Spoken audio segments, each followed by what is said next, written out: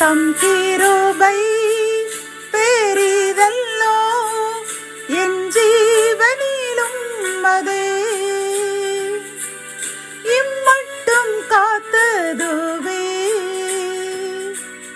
இன்னும் தேவை கிருபை தாருமே இன்னும் தேவை கிருபை தாருமே. தேவனுக்கே மகிமை உண்டாவதாக.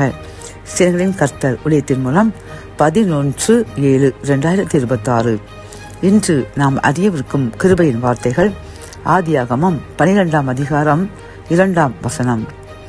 உன்னை ஆசீர்வதிக்கிறவர்களை ஆசீர்வதிப்பேன், உன்னை சபிக்கிறவர்களை சபிப்பேன். கத்தோலிக்க வேதாகமம் இவ்வாறு கூறுகின்றது. உனக்கு ஆசி கூறுவோருக்கு நான் ஆசி வழங்குவேன், உன்னை சபிப்போரை நானும் சபிப்பேன் என்கின்றது. இந்த செய்தி கேட்டுக்கொண்டிருக்கின்ற என் அன்பு சகோதரனே சகோதரியே, இன்று கர்த்தர் நம்மை பார்த்து கூறுகின்றார். என் அன்பு மகனே மகளே, நீர் பிறர் என்னை துன்பப்படுத்துகிறார்கள், என்னை சபிக்கின்றார்கள், மறைமுகமாக எனக்கு தீங்கு செய்கின்றார்கள் என்று கவலைப்படுகின்றாயா? அவர்களை என் பாதத்தில் வைத்துவிடு, நான் அவர்களை பார்த்துக் கொள்வேன். யாரெல்லாம் உன்னை ஆசீர்வதித்து உன்னை மகிழச் செய்கின்றார்களோ அவர்களை நான் மகிழச் செய்வேன் என்று வாக்கு கொடுக்கின்றார்.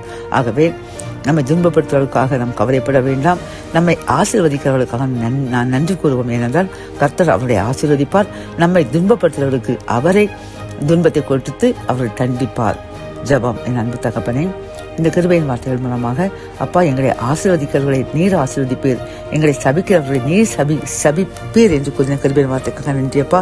எங்கள் எதிரிகளை, எங்களை மறைமுகமாக எங்களுக்கு துன்பம் செய்கின்ற அந்த மக்களை பார்த்து வைக்கின்றோம். நீர் எங்களுக்காக யுத்தம் பண்ணுவதற்காக கோடி ஸ்தோத்திரம். மீட்பர் இயேசுவின் மூலம் ஜெபம் கேளும் நல்ல தகப்பனே. ஆமென்.